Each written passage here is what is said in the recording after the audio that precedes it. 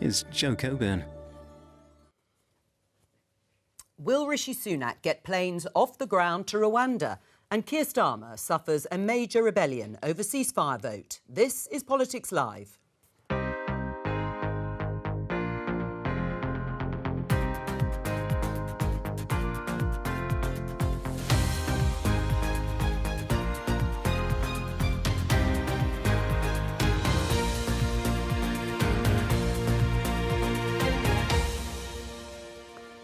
Joining me today, Conservative MP Dr Neil Hudson, Labour peer Baroness Chakrabarti, Guardian columnist Polly Toynbee and Howard Cox from Reform UK. Today. When I said I would stop the boats, I meant it. Today's judgment has not weakened my resolve, it has only hardened it. The Supreme Court rules Rwanda asylum policy unlawful, but the government says it still has a plan to stop the boats. We preempted this, so we've been working on this for well over a year now. The legislation that would need to go through the House could be tight and simple and pass quickly. Could the Chancellor squeeze benefits after a sharp fall in inflation? For the people of Palestine, every minute, every hour, every day we wait is another orphan, another grieving mother and another family wiped out. We're not a protest party, we're acting in these very difficult circumstances as if we were in government, and that means Keir was right to be firm. Keir Starmer suffers a major rebellion over his party's position on a ceasefire, but does any of this matter beyond Westminster?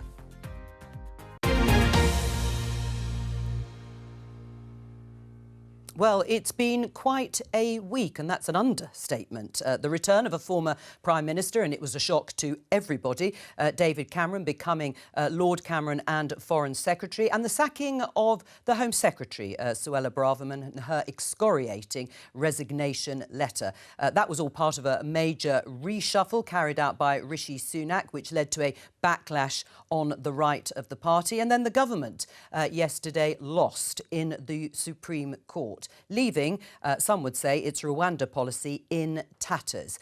My question to the panel, starting with Neil Hudson, is: has this week bolstered or weakened Rishi Sunak's leadership? Hello, nice to be with you. It's been a very busy and multifaceted week for the Prime Minister. He has one of the most complex in-trays in the world. And as you rightly say, there have been a lot of things happening that he has refreshed and changed his cabinet team. With Lord Cameron coming in as Foreign Secretary. But has it left him weaker or stronger? No, I think he's in a strong position, and there's been really encouraging results in terms of the inflation coming down. Yes, I'm sure we will talk later on in the programme about the Supreme Court judgment. That is something that the government will address moving forward. But yes, it's been a busy, multifaceted week, but the government is in a strong position. Is he in a stronger or a weaker position, Shami? Well, here's the thing. I'm supposed to say totally the opposite, you know. I don't think it's been. But you don't have to. Well, no. It's not. In my view, it's not been a great week for the Prime Minister. But I would say that, wouldn't I? What I think might be more interesting to your viewers is that talking to more liberal members of the House of Lords yesterday. This is before the press conference. They were heartened by Lord Cameron, excited by the idea that Lord Cameron would be, EastEnders style had come back to Albert Square. And B, after the Supreme Court judgment, were hoping that this would lead to a more sensible response to the judiciary. But it hasn't, in fact. After last night, I say, it's all up in the air again. Sure. And we're going to discuss that, but does it leave him weaker or stronger? I think weaker, because he's back to stop but he's now a Suella Braverman tribute act rather than somebody responding to, to her being off and David Cameron being in. With all of this tumult this week, where do you think Rishi Sunak's leadership is? I think it's weak. It was already very weak, and I certainly don't think it's been strengthened by any of this. A huge amount of turmoil within a party doesn't do it much good. Voters don't much like that. Suella Braverman going is probably a good thing because her personal ratings were very low indeed. She does not have a great mass following, either within the party, let alone amongst voters.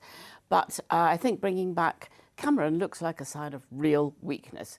For one thing, Cameron looks slightly more impressive, which is a bit difficult for the Prime Minister.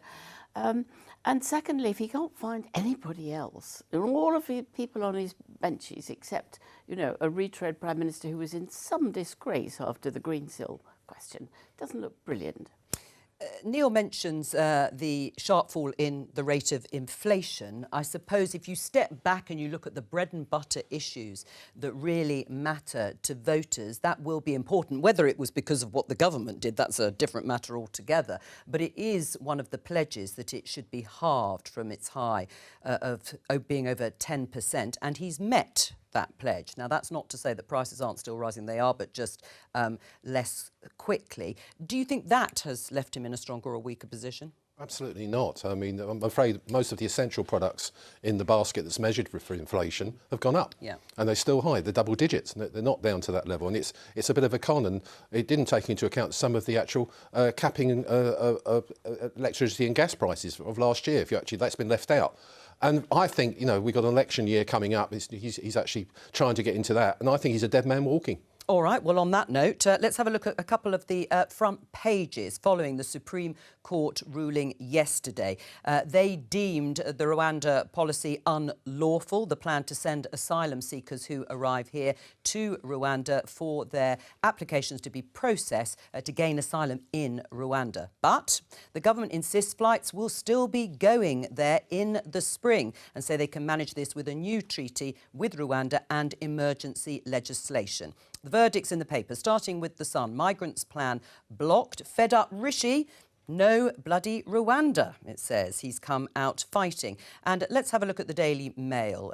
This is Quentin Letz's column saying the PM's eyes blazed like hot coals as he thundered, "We are a reasonable government, a reasonable country, but the British people's patience can only be stretched so thin." So, yes, he's come out swinging, the Prime Minister, with that press conference, even though some in the party and in Parliament would have liked him to drop the Rwanda policy altogether. Instead, he's doubled down. Let's talk to the BBC's Deputy Political Editor, Vicky Young. What's the plan, Vicky?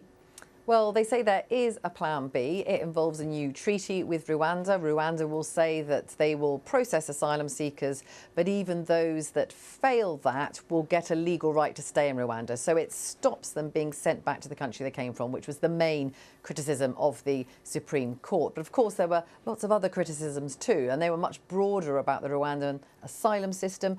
Now, the government says that this is all based on 15 months ago. Lots of things have changed. We've been helping with recruitment. We've been really bolstering their system. And so what they're saying is that they can have another bit of emergency legislation in the UK Parliament which will say that Rwanda is safe. Now, there is quite a lot of scepticism about that, about whether you can simply do that. But of course, what Rishi Sunak's trying to do here is not ditch the policy.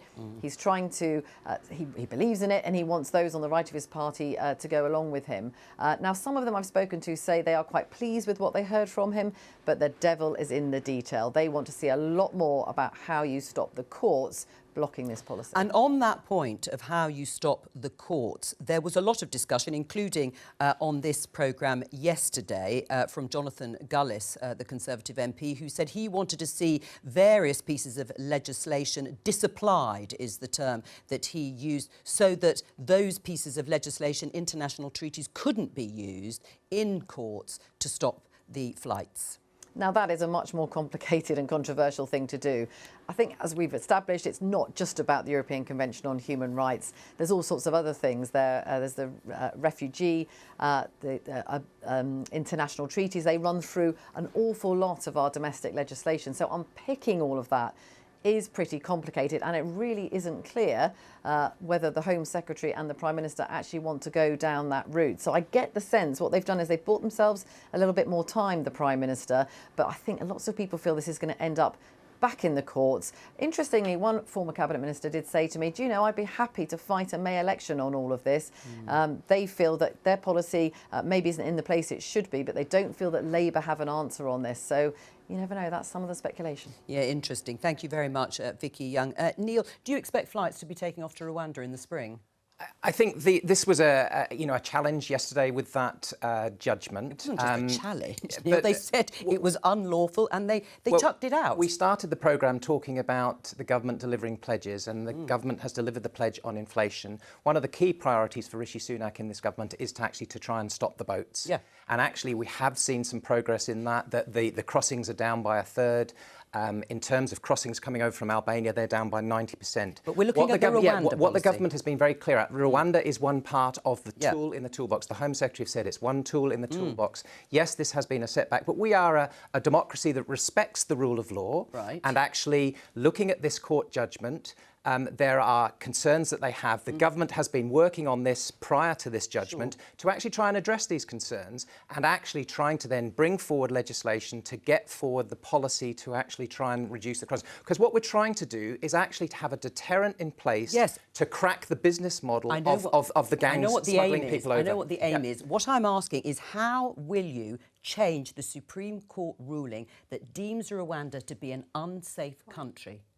Well, what they are looking at is actually trying to address the concerns of that judgment. Right. And one of the major concerns were could people then be deported from Rwanda from back to where they came from? Yes. That is something that the UK government is now looking at to see, can that be strengthened as well? So it's when you have constructive criticism for a proposal, you go away and you look at it in an evidence base, and then can you change that and bring forward a policy that works? Well, and I think the government is looking at this. This is one part of I know the it's one proposals. part of the armoury, but it's an important part, It's an important obviously. part. Let's just remind ourselves what the Supreme Court President actually said about the state of Rwanda in terms of its human rights record and safety more generally. Rwanda has a poor human rights record. In recent times, British police have had to warn Rwandan nationals living in the UK of credible plans by the Rwandan government to kill them. In 2021, the UK government criticised the Rwandan government for extrajudicial killings, deaths in custody, enforced disappearances, and torture. Now, the government here may want to pass a law saying that Rwanda is deemed to be safe, but listening to what has just been said there by the Supreme Court President, do you think that would either be true or achievable? Well, one of the key points from the judgment yesterday as well is that the principle of a third safe country is allowable in law. So what the government is trying to do then is to try and address those concerns. So yes, the court has expressed those concerns, and the UK government has been working on that over the last year to see what they can do to address those concerns. But the principle of a third safe country is deemed legal. Absolutely. And that's important, that principle, isn't it? Because the government refers to other European countries trying to do something similar. So if the principle has been given some legal sort of precedence, then surely the government can proceed and at least attempt to either look at Rwanda and give assurances that asylum seekers wouldn't be sent back to their country of origin, or that the country itself could be safer in maybe not months, but years to come. Well, here's the thing: the assurances were already given in this agreement, and the court found yesterday that the Rwandan government was speaking in good faith in this. It's not even a treaty, but this agreement between the government of Rwanda and the government of Britain. But you hit the nail on the head, Joe, as did Vicky. This ultimately turned on evidence that as a matter of current practice and past evidence, Rwanda cannot be relied upon to be a safe country for asylum seekers and refugees. And it's going to take a long time for that evidence to change. This is not about getting rid of people, putting them on planes in the spring, unless it is about emergency legislation that says we don't care about the courts, British courts or international courts. We're going to deport people anyway. You hit the nail on the head when you moved from the slogan of "Stop the boats" to "Stop the courts." Is this really what we've come to as a democracy that was so important after World War II in building the international legal order? I'm sure that Neil means what he says, but I'm not sure that the Prime Minister does. Neil? I think we both believe what we say, and I think it's so important. I agree with Shami. We have to respect the international rule of law. So the ECHR is pivotal in this. But as the Home Secretary said, there are no plans to withdraw from that. And I think we, as a democracy, as an outward-looking progressive nation, it's very important. You don't change clubs by leaving them. And I think if you stay within that, you can reform them from within. And then certainly there are precedents where you can actually negotiate and make compromises. And a lot of that is negotiation. And I think we as an outward-looking country, if we can do that, and the Prime Minister is full square behind, sticking to our pledges to the British people, because I think that's so important. That, and I think that, the Labour Party do agree on this, that something needs to be done. And yes, there are differences as to how it can be done, but it's very much a priority for people that we sort this issue. But it's not about stopping the courts, and it's not about... and by the way, another element of the judgment yesterday was that Rwanda had a deal like this before with the government of Israel. And breached that. So the evidence was damning and overwhelming about the safety of Rwanda, and I don't see how you can legislate out of that factual...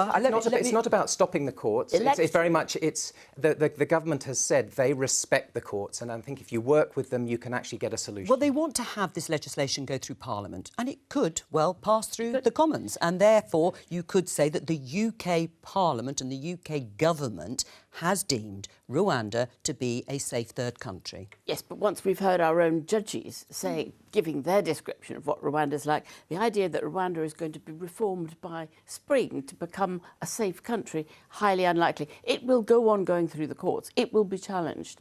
I think what suits electorally, what suits the government best, is to go on having this fight all the way to the next election in the courts, and not to actually have sent its first flight, because the moment it sends a flight, it will be quite apparent how very difficult it is to do, how incredibly few people will be sent at what high cost, and how minimal the effect will be on, these variations of the numbers of people who arrive in boats. So they want to keep it as a possibility.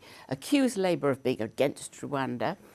Public seems to be more in favour than against of sending people to Rwanda until it happens. But when they actually see the process, I think they'll be appalled and horrified. Would you like flights to go off to Rwanda taking asylum seekers? Well, I'm really delighted to agree with Polly. I never expected I would do. No. But simply the point is, it's dead in the water, this Rwanda. Is it? It's absolutely dead in the water. We're in an election, possibly in May. I'm hearing rumours from a lot of backbench Tory MPs I'm quite close to. They're saying they would like it in May at the moment in time. There's no way. And the only winners out of this are the lawyers.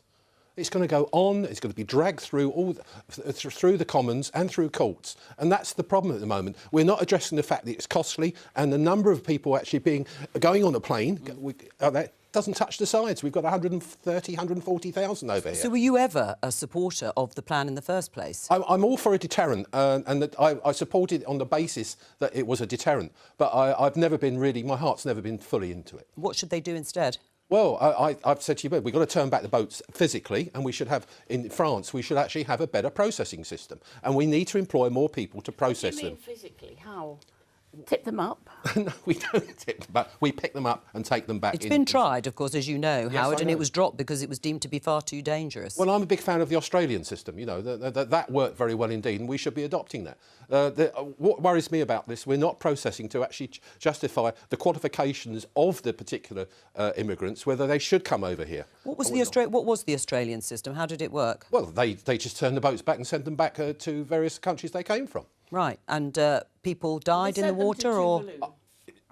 They sent them to Tuvalu. They did go to Tuvalu, you're absolutely right. We don't have a Tuvalu. I don't know if many people died on that, you're absolutely right. We're not heartless, I'm not anti... we've got to actually be sensible about this. There's too many coming into this country at the moment. Right, what do you think? Should the plan just be dropped? You're only talking about relatively small numbers of people, even if the Rwanda plan had been given the go-ahead. I come back to some of the evidence, though. As a deterrent, we have already seen in the last year a drop of 30% in terms of the small boat crossings. That's because of the deal with Albania. And as we say, that there are other things that we can be doing the weather's been pretty bad as well. In parallel to that. I take your point on Australia, but Australia is a different geography in terms of those boat crossings. We have the small channel crossings, and we mustn't forget the vulnerable people that are being exploited by the gangs to actually push them onto those boats. And I think one of the things that you mentioned, working more closely with France, that's what Rishi Sunak, the Prime Minister, has done, is work more closely with France to actually try and solve some of the issues at that level. And that has had some effect as well. So a lot of these things are on the table to try and see what we can do to have a solution. Will this be a confidence issue in the Prime Minister and in the government if no flights have taken off by next spring? The Conservative Party has full confidence in the Prime Minister, and you can see with the King's Speech debate that went through that we have a united party for the legislation of the government. Yeah. And actually, I don't think it is. I think we have strong leadership under the Prime Minister. And actually, coming back to the point about David Cameron, appointing him as Foreign Secretary at this pivotal time with things like this happening in the world stage, having a former Prime Minister on that stage is so important. Well, that's certainly why I'm sure that was part of the thinking. The press conference about patience wearing thin, with who? With our courts? What is this campaign slogan going to be about? Is it going to be about saying, to hell with the courts, we'll fight the general election on whether we come out of the ECHR, come out of the Refugee Convention, which seemed to be what Suella Braverman wanted? Do we really think that's what the British people... in the sense that would be the only way you would get this plan, literally and metaphorically, off the ground, that would be the way to do it? I don't see how you played the clip. In the light of that evidence, I don't see how you remove people to Rwanda who haven't even had an initial decision on their asylum claim without saying, to hell with the Refugee Convention, to hell with the ECHR, and to hell with our best legal traditions in this country. The new current Home Secretary has been very clear that should not be necessary to leave the ECHR, and I'm fully behind that. I do not think we should do that. Because Russia and actually, the UK not... government has said this is not necessary. Yeah. And actually, but Sunak has said, "I will do whatever it takes." Bless you. I will do whatever it takes to get those flights off to Rwanda. Does that not include keeping things like leaving the European Convention on Human Rights on the table? That deals with things like negotiation. I'll give you an illustration. A few years ago, there was a debate about voting rights for prisoners, and actually there was a European court ruling to say that the UK couldn't do that, couldn't stop those rights.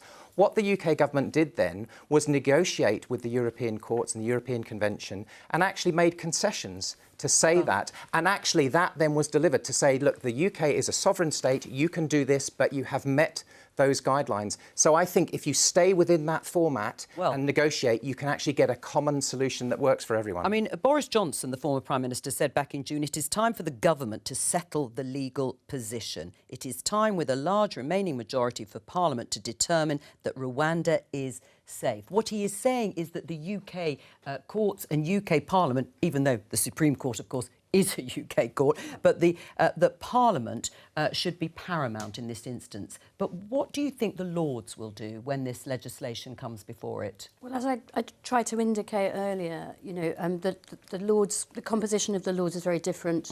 Even the Conservative composition in the Lords is very different from the Commons. And there are a lot of people there who really care about rights and freedoms, care about Britain's reputation in the world, care about this international legal settlement that's been thrown into jeopardy by things like Russia invading Ukraine. And by the way, there are ECHR rulings against Russia, attempting to bar Russia from, for example, torturing and killing Ukrainian prisoners. For us to be threatening to walk out of the ECHR at this time would be terrible. Which again, I reiterate, we are not threatening to do that. Let's take a look at this headline. As I say, it's been a busy week, and this also happened yesterday afternoon and into the evening. The Times says, ceasefire vote. Starmer suffers biggest revolt of leadership over Gaza ceasefire. Jess Phillips among 8 shadow frontbenchers who defy Labour leader to back an SNP amendment demanding Israel halt immediately the bombing of Palestinians. What does this mean for Keir Starmer's leadership? I don't personally think it's a massive problem for Keir Starmer's leadership. Why? For a number of reasons. I mean, personally, I would have preferred a free vote on the SNP motion because a whip to abstain is a slightly Because you're in favour of an immediate ceasefire.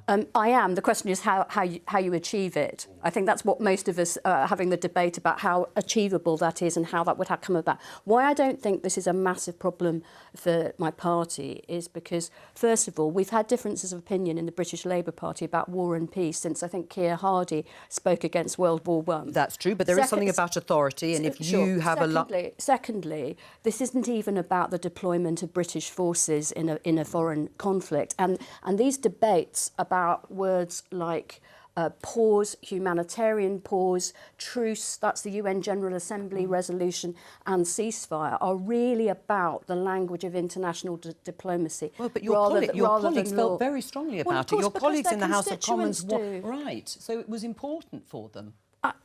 Absolutely, but going back to my colleagues, if you compare, for example, Jess Phillips' resignation letter to Suella Braverman's, you see the relative health of the two major parties at this point, because Jess Phillips writes a short, respectful, dignified, principled letter, but nonetheless showing her support for her party. Suella Braverman is a pantomime villain threatening an 18-year curse complete with a spindle.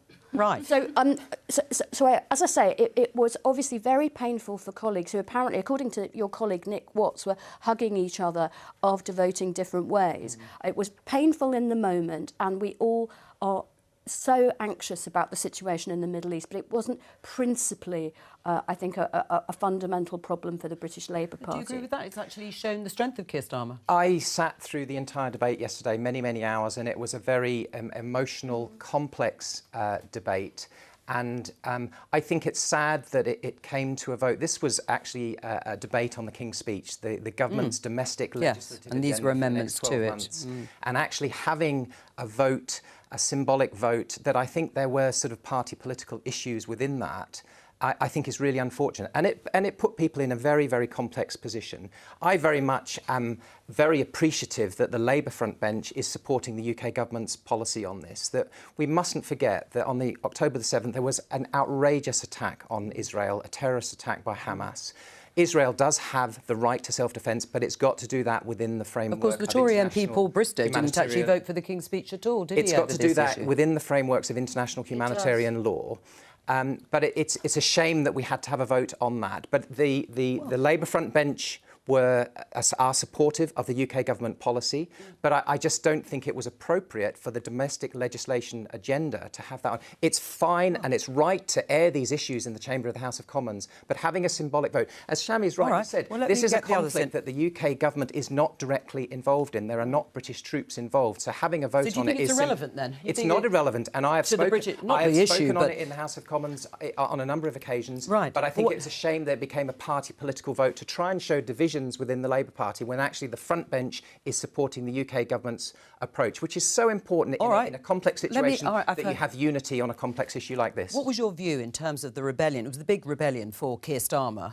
Well, I have to say that yesterday, for the first time ever, I saw Keir Starmer as a statesman. He's actually standing up for principles. I'm very impressed with him. But what it does show is a hell of a division in his party, massive division. There's a lot of still anti-Semitics in his party, and it worries me sick that that's going on at the moment. It's not anti-Semitic to want a ceasefire. No, the debate is about Shami, how achievable that is and when. That's not fair to say that.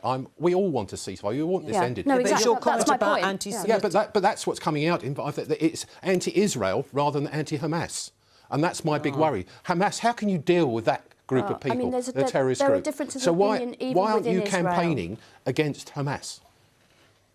I'm sorry? But why isn't the Labour Party campaigning against Hamas? Well, my own view is that October the 7th was a horrific atrocity.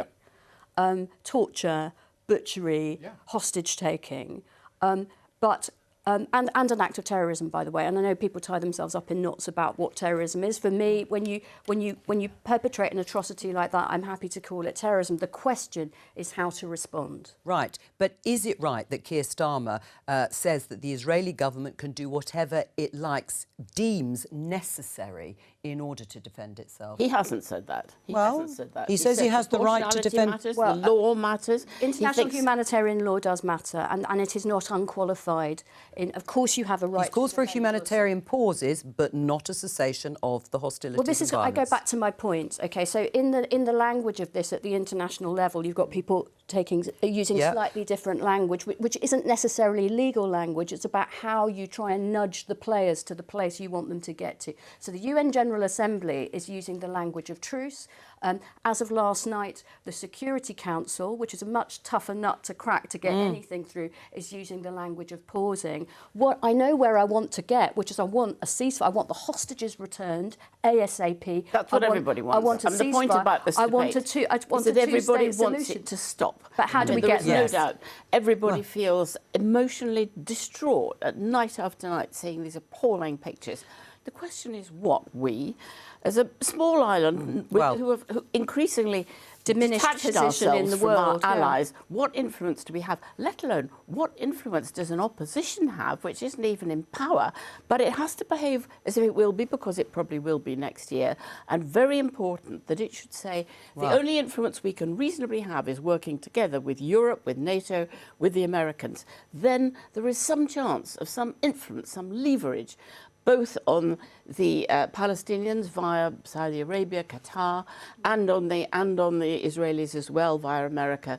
That is the only possible hope for a peaceful solution. Well, this is a good point.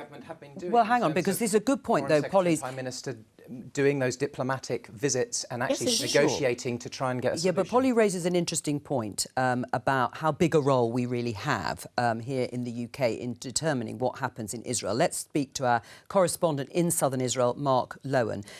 Mark, first of all, is there any sense amongst the Israeli public that they want or they're calling for a ceasefire? Well, Jo, even though Israelis have not rallied around their Prime Minister, Benjamin Netanyahu, who's incredibly unpopular at the moment, they have rallied around their flag and they've rallied around largely the war effort. Because remember, there is an incredibly deep trauma here over what happened on the 7th of October, the deadliest attack in Israel's history. That said, even though there is trauma also about the Israeli hostages that remain in Hamas captivity, or around 240 of them, many are beginning to feel that the priority needs to be to get the hostages back. So if that involves a humanitarian ceasefire, rather than bombing Hamas to the negotiating table, perhaps that should be prioritised. And of course, there is a section of the Israeli population that is very alive to the humanitarian suffering on the ground. So you're beginning to get some kind of change of public opinion here, even though the vast majority of Israelis are still very much behind the continuation of the war. Right. I mean, Mark, there's been a heated debate, to use that phrase, here in Westminster around a ceasefire and humanitarian pauses, some of it semantic in the way Shami Chakrabarti has outlined. But again, does the Israeli government pay any attention to what's going on here? And even if they did, would it make any difference? Well, I think it's clear that the international pressure on Israel is acute now, increasing. There are leaders like Emmanuel Macron of France, a traditional ally of Israel, that is beginning to say that there should be some kind of ceasefire. And indeed, the foreign minister of Israel was quoted by his spokesman a few days ago as saying that Israel believes it has a window of opportunity of about 2 to 3 weeks to continue this before the clamour for a ceasefire is overwhelming. And I think that really the raid on what has happened, the raid inside the Al-Shifa hospital, Gaza's largest, is instrumental here, because it is integral to the Israeli war effort, but it is also integral to Israel winning back, I think, legitimacy and credibility to some extent for its war effort, if it can prove, indeed, that this was a real Hamas command centre. So far, what it has proven, what it has shown in terms of the evidence it has gathered, falls short of suggesting a really deep network of tunnels and command centre, but there may be more evidence to come. And so that is why this is really a pivotal moment in this war. Mark Lowen in southern Israel, thank you very much. I mean, listening to that, and when you think of President Macron of France, who has supported the idea of a ceasefire, and there's no doubt that the language has toughened up from both the government and the Labour Party, in the end, is that, and should they move to calling for a ceasefire, because the pressure is mounting so much? Well, everything is under more and more pressure. Every country is. Everybody, all peoples everywhere are more and more appalled. So I think there will be growing pressure. What's important, I think, for Britain is that we stay in line with our allies and we maximise our rather small voice by acting together, and I think that will be the pressure all along the way for peace. But Macron is a key ally. I think his intervention just before the weekend was quite significant, and he, to be honest, has put himself at the helm of Europe far more than Mr. Sunak has. Right, but what is the point of a ceasefire at the moment when Israel quotes Hamas saying they would repeat the massacre on October the 7th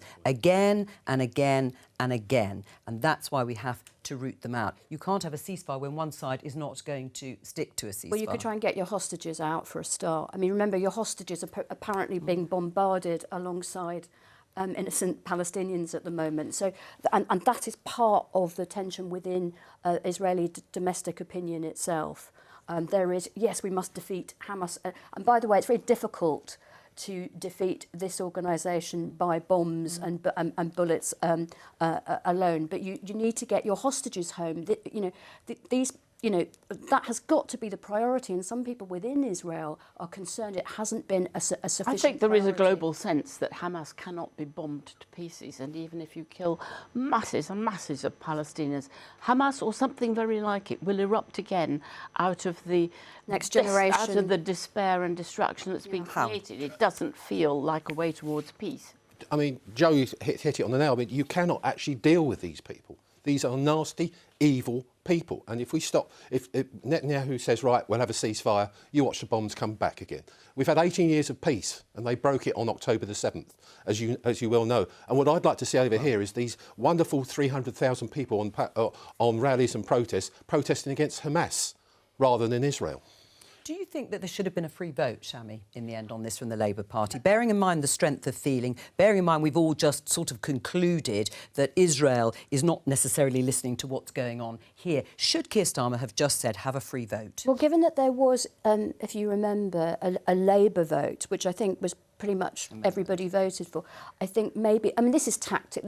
Sure, but just as an aside, it's almost distasteful to be talking about parliamentary tactics. But I personally think it might have, with hindsight, been smarter for the SNP motion to be a free vote, and it was going to, but the bigger picture is, yes, in international law you have a right to defend yourself, but it's not unqualified, and there's also this danger of being counterproductive to even Israel's peace and security alongside the Palestinians in the future. Let's talk about something completely different and go back to the sharp fall inflation. Here's the Financial Times headline. That sharp fall to 4.6% spurs debate on real terms cut in benefits. It doesn't mean prices are falling. They are rising, just more slowly, and way off the target that's set for the Bank of England of 2%. Now, in September, the rate of inflation was 6.7%, and normally that would be the month at which the rate is taken to set benefits to increase next April. But there are reports, and they are just reports, that the Chancellor, in his autumn statement next week, may choose to raise benefits by last month's of 4.6%. What do you think he should do? Well, can I come back to the point that I made at the beginning, that actually behind this is a good news story, that inflation has come down. It's been halved from the beginning of the year, and it's down to 4.6%. Obviously, I can't comment on speculation as to what's going to come in the No, but I'm just asking. It will save £2 billion. The Secretary of State for Work and Pensions has a duty under law to doing a review on benefits. Can I just refer you to actually, we have a very strong record as a Conservative government in doing the right thing for the British people. That actually benefits have increased in 10.1% over the last year. We have protected and looked after the triple lock on pensions, and I fully expect the government to do the right thing moving forward. But on all other benefits have fallen by 9% since 2010. People are very much poorer than they were. And in the last year, benefits have gone up 10.1%. Yes, but that's not real. Not in real terms, of course they haven't. They've gone up by 10.1%. That's in a number. That's in and numbers. Actually, inflation coming down means that for families up and down the land, ultimately the bills are going to come down. What about That's important. It's not. We're doing an inquiry on the EFRA Select Committee on fairness in the food supply chain, and we are looking at that strongly. They're just going up They by will a bit start to less. coming down now, No, and actually, and we've down. now seen that wages are now starting to outstrip This inflation. is what the general election needs to be about, not about culture wars over there or over here. Well, it needs to be about the cost of living. In terms of the cost of living, I refer you to what the government has done in the last year. £900 to hard-working families up and down the land. 8 million households have received £900, £300 recently. So the government is doing the right thing and looking after vulnerable households as well. Do people feel better off, Neil? I will not deny that these are challenging times. And they still won't feel better off, will they? But we are moving in the right direction. And one of the key points is that the Prime Minister has come in with the Chancellor and stabilised the economy so that inflation can come down. And that will mean that it will be more stable for households. What difference will a Labour government make, Shami, when it comes to these cost of living issues? You're not going to spend any more money, not vast amounts of money, to help people pay their bills. What difference will a Labour government make? Well, I, of course, look forward to greater priority for those most in in need, for an end to this or the sanctions regime punishing, you know, people who are so desperate and so vulnerable, and to a bit of a reset.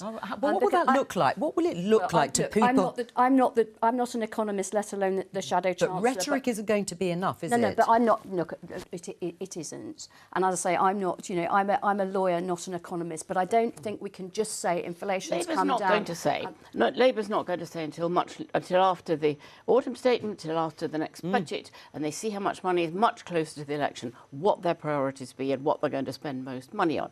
But you can say it's past record. Every single Labour government has decreased the number of poor people, decreased the number different of poor economic pensions. times, of course, under Tony Blair every and single gone. one. We're going back Sure to, starts, quite hard child times. poverty brought down, all of that. That is the record, as you have explained it and see it. But you're going to be inheriting something very different. Labour is going to be inheriting something very different. They won't be able to necessarily do those things. And Rachel Reeves, the Shadow Chancellor, has been absolutely clear. She's not going to spend a penny that she can't account for. It will be incredibly difficult for Labour to get back to the state of public services and benefits as they were in 2010. Might even take 2 terms to get back after the years of austerity, after the cuts to benefits that we've had.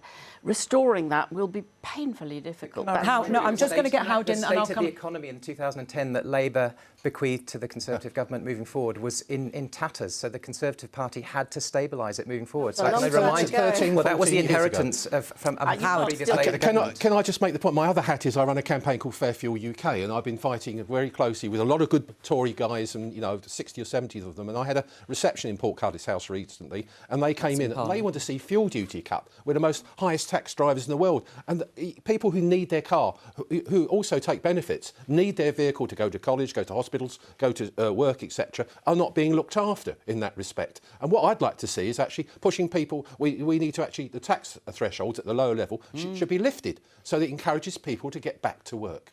And all I hear is benefits, benefits, benefits. Let's get people back to work. Right. I mean, what do you say? It's still the government presiding over the highest tax take ever. I agree. Getting people back into work. You listen to Mel Stride, the Secretary of State for Work and Pensions. Getting people back into the work is the solution, and the government is working to do that, to encourage people to come away from the benefit system, to go back into work, and then you get productive, happier households moving forward. And I think that's something the government's doing. More sanctions and more conditionality and being tougher on them. When, most of the people on benefits are in work. They're still doing this pretence that to be on benefits means to be a skiver and a scrounger. The great majority of them. And with the AI revolution, we may even have to think about... we may all be out of work, or some of us anyway, there'll be a robot. Yeah, of course, that's right, a robot Joe. Just briefly, though, to go back to our initial discussion, annual wages and prices, just to come back to something you said, Neil. Now, there's a big spike you can see there in public sector pay, private sector pay in blue, and prices in red. That's their recent NHS and settlements and some other public sector bodies. But look at prices have outstripped wages broadly until quite recently, Neil. So I ask you again, do you think people will feel better off by the next election? They will start to feel better off by the time of the next election. And the government's doing the right thing, has stabilised the economy, inflation is coming down. They will see this knocked on into their mortgage rates next year as well in terms of prices. There is a lag between food and energy prices, but they are going to move in the right direction. Well, that will be problematic for Labour, won't it? If people do start to feel better, it's the economy. It won't be. I fear it. I want people to feel better, but I don't feel it's going to be better enough. I am looking forward to a reset, a 1945-style reset, and some hope for people, particularly the poorest in our country. And I think coming out of COVID, we clapped the nurses, and now nurses go to food banks, and that's just not I voted Tory for 50 years, and I'm never going to vote for them again. You've had 14 years, and you're talking about next year. How often are you going to keep saying that? And you won't get elected. You're going to be wiped out next year. Can I remind you, coming through COVID, what the Prime Minister, when he was Chancellor, did in terms of £400 billion of funding, furlough to keep people in work, to actually to keep businesses and households safe through that. I think that's so important.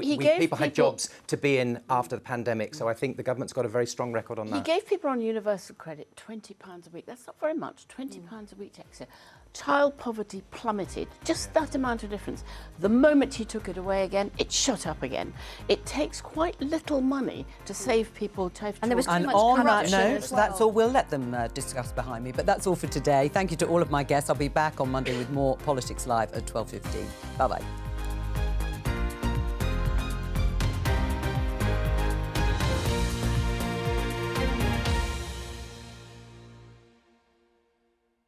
My favourite kind of newscast moment is when you sort of have a eureka moment.